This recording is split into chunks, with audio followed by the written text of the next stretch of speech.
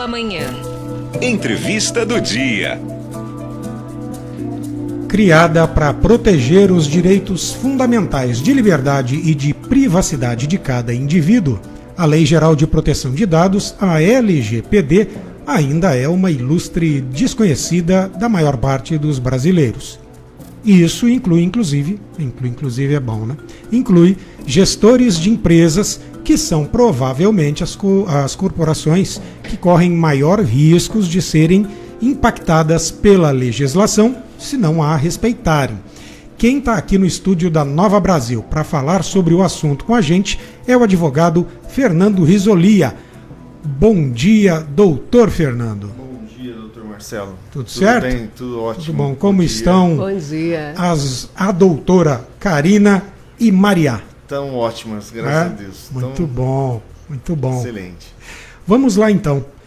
Lei Geral de Proteção de Dados, ou simplesmente LGPD, vai ou não pegar? Qual é a sua opinião? Bom, nós temos que fazer uma dicotomia aí, uma leitura. Chega só mais pertinho ou puxa o microfone para você, por favor. Nós temos que fazer uma análise internacional e uma análise nacional. Né? No aspecto internacional, nós temos mais de 100 países no mundo que já adotaram algum tipo de lei de proteção de dados pessoais. Né? Então, assim, no aspecto mundial, isso não é novidade. Né? Nós temos os Estados Unidos, como nos Estados Unidos nós temos um sistema legislativo diferente, nós temos por estados, cada um dos 50 estados eles legislam sobre determinados assuntos. Né? Então, hoje nós temos nos Estados Unidos algumas leis estaduais de proteção de dados. Né? Só que nos Estados Unidos está acontecendo uma coisa diferente, que é uma lei também geral, federal, que vai valer para todos os estados também.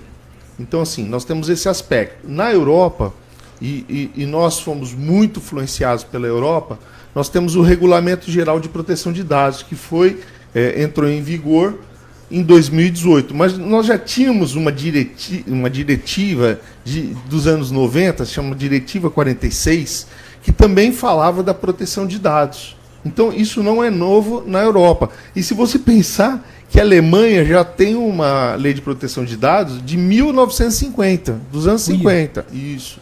Então, não é nenhuma novidade, né, no aspecto internacional. Né? E essa pressão veio em cima do Brasil. Por quê? Porque a Europa falou assim, olha, nós vamos comercializar com vocês, nós vamos fazer negócio com vocês, só se vocês tiverem uma lei de proteção de dados. É com isso que deu start na nossa lei. Né? Então isso foi uma necessidade do Brasil, não só social, né, mas uma necessidade econômica.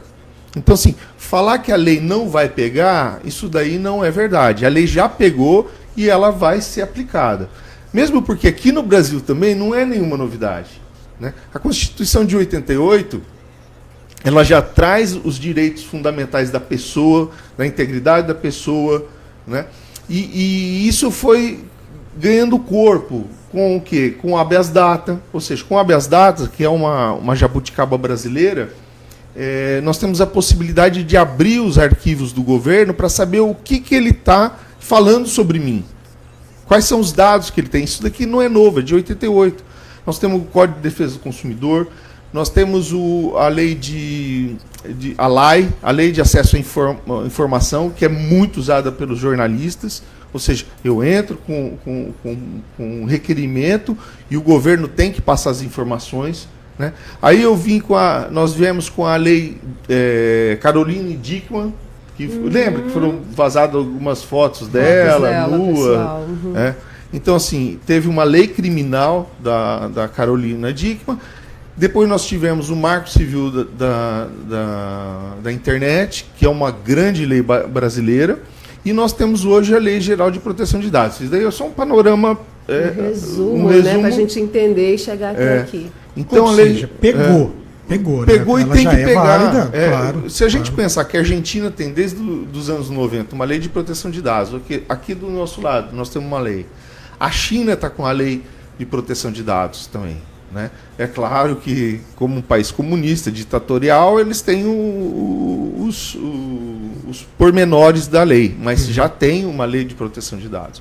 Então, assim, a gente não pode pensar se pegou, a gente tem que pensar o seguinte, como que nós vamos fazer para a gente se adequar à lei? Até porque se alguém achar que não pegou e aí cometeu um deslize, as penalidades, pelo que eu já vi, elas são severas, né? Pode chegar a milhões aí em multa. Eu aproveito esse comentário para te perguntar o seguinte, serve para todo mundo? Toda empresa, toda organização, pública inclusive? Eu esqueci de falar um negocinho muito importante. Claro. No final de 2001, a proteção de dados foi levada a direito individual da pessoa, na Constituição Federal, através da Emenda Constitucional 105.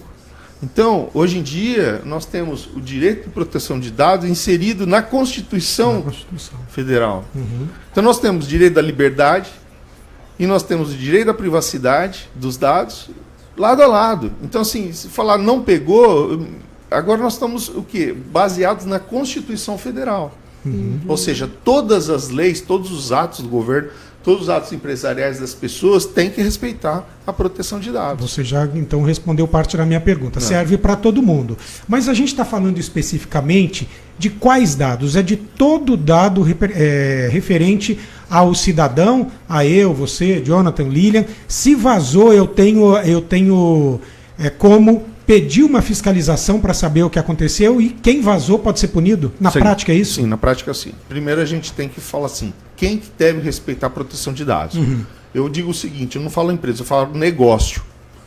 Tá. Porque assim, tanto as empresas, natureza privada ou natureza pública, devem respeitar a LGPD. E a pessoa física que trabalha com dados para fins econômicos tem que respeitar a LGPD. Por exemplo, o advogado, né? Ou seja, eu tenho os dados do meu cliente dentro do meu servidor, eu tenho que respeitar, porque eu estou usando esses dados com fim econômico.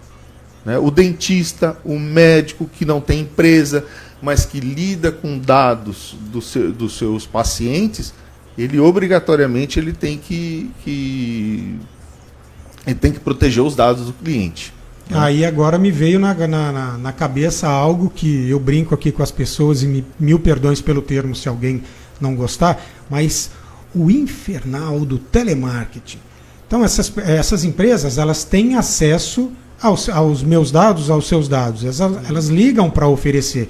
E eu imagino que não só o telefone, como o nome completo, e às vezes até, sei lá, o CPF. Pode...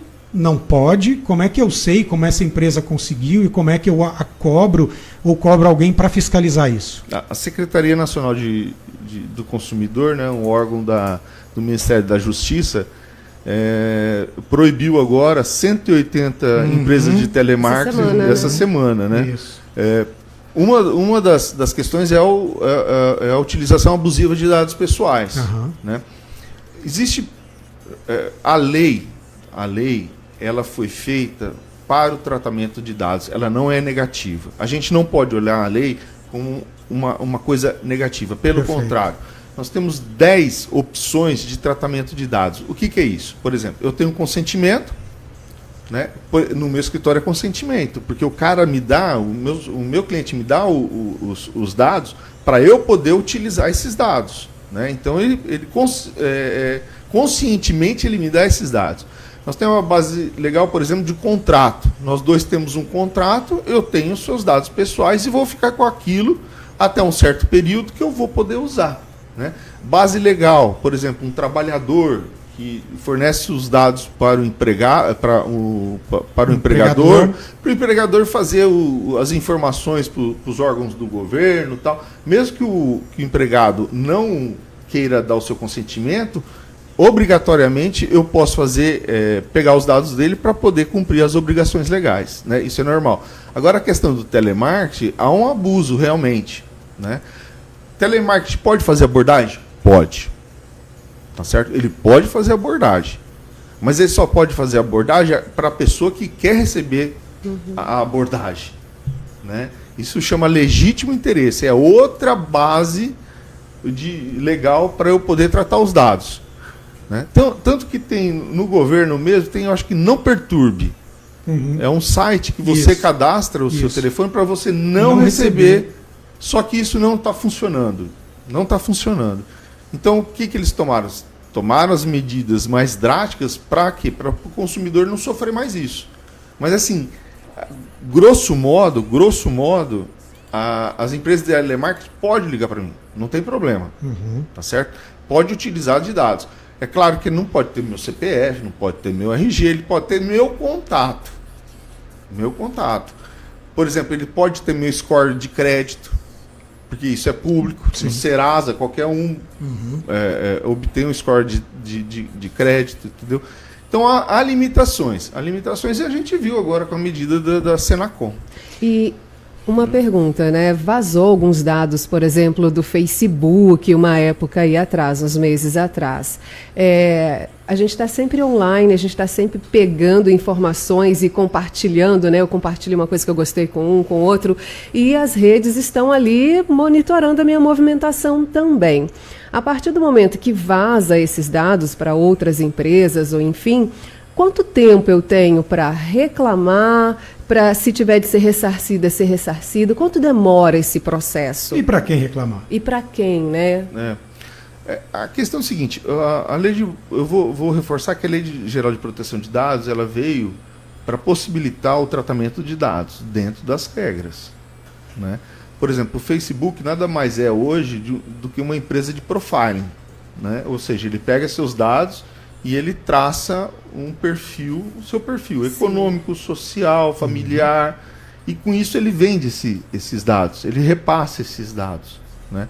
É claro que tem atitudes de vazamento, por exemplo, tem atitudes de repasse de informações demais, né?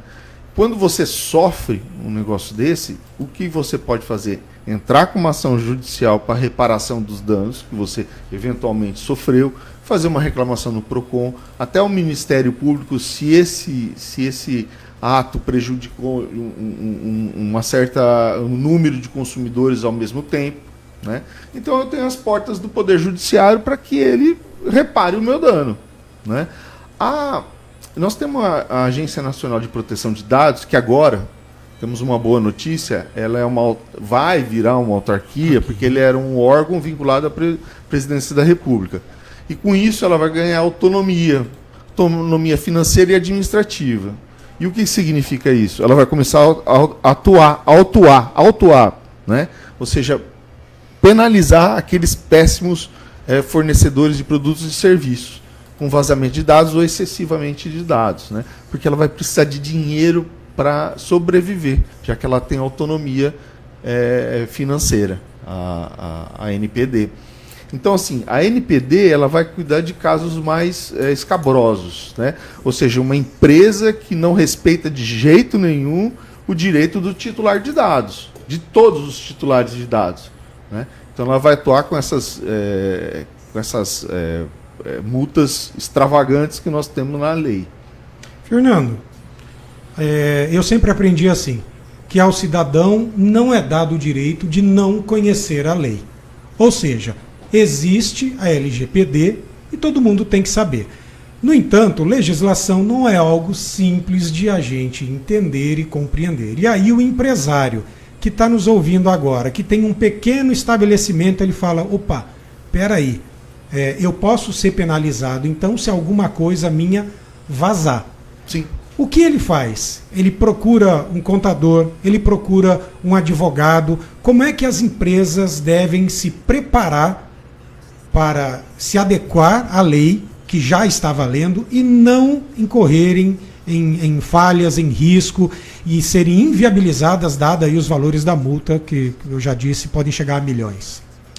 É importante essa pergunta porque a gente tem que imaginar que a proteção de dados não são só dados digitais, mas dados físicos também. Ou seja, se o comerciante tem um arquivo de dados, uma fichinhas, essas fichas, se contém dados pessoais, que são dados pessoais, são dados que determina quem é a pessoa ou possibilita a determinação da pessoa, né? Isso nós não falamos, mas é importante saber. Claro. Né? Então, assim, são dados pessoais, tudo aquilo que vai identificar o Fernando Risolia. Ou o que é possível identificar o Fernando Risolia. essa pessoa, se tem esses dados pessoais, seja no arquivo digital, seja no arquivo físico, ela vai ser obrigada a fazer um tratamento de dados. Claro que até a ANPD, a Agência Nacional de Proteção de Dados, soltou uma normativa disciplinando com menos rigor as médias e pequenas empresas. Mas elas vão ter que fazer a adequação. A adequação, num primeiro momento, a gente tem que pensar o seguinte: se você for fazer uma adequação total do seu negócio, conforme determina a lei, é um trabalho hércules, né? A própria lei diz, então, ela fala o seguinte: olha, se você não conseguir fazer tudo, mais ou menos é uma interpretação, se você não conseguir fazer tudo, vamos fazer aquilo que é mais importante, depois você vai fazendo aos pouquinhos. Então, assim, o profissional que chega e fala, vamos fazer tudo, ou se não, fala assim, olha, a adaptação é fazer uma política de proteção de dados, está equivocado. Não é isso, né? Depende da análise da empresa, como que essa empresa, qual que é o core dessa empresa, ou seja, qual que é a principal atuação nele, quais são os principais gargalos, onde ela realmente trata dados pessoais e aí tomando decisões de pouco em pouco, né? Não é, a pessoa não vai sair fazendo todo o tratamento. Quem faz isso, né? Nós temos dois profissionais essenciais para isso: o advogado, né? E quem trabalha com TI, que é muito importante, né? Nós temos uma normativa da ISO, a família 27001, que trata sobre a proteção de dados dos equipamentos, do estabelecimento, dos arquivos. Isso é muito importante. Trabalhar em conjunto é muito importante. Agora, uma coisa fica bem claro: proteção de dados pessoais não é simplesmente uma política escritinha da empresa dizendo que vai proteger. Não. Se a ANPD ou algum órgão fiscalizador verificar que a empresa está de boa fé e fazendo a adequação de dados, realmente ela vai ou não vai sofrer uma penalização, ou vai sofrer uma advertência, ou algum tipo de multa mais baratinha, mais tranquila. Perfeito. Fernando, o nosso tempo está esgotado. Quero te agradecer pela gentileza de esclarecer para a gente aí alguns pontos da LGPD.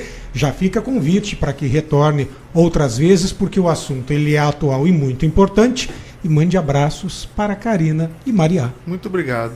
Então, tá bom. Bom dia, bom trabalho. Bom dia.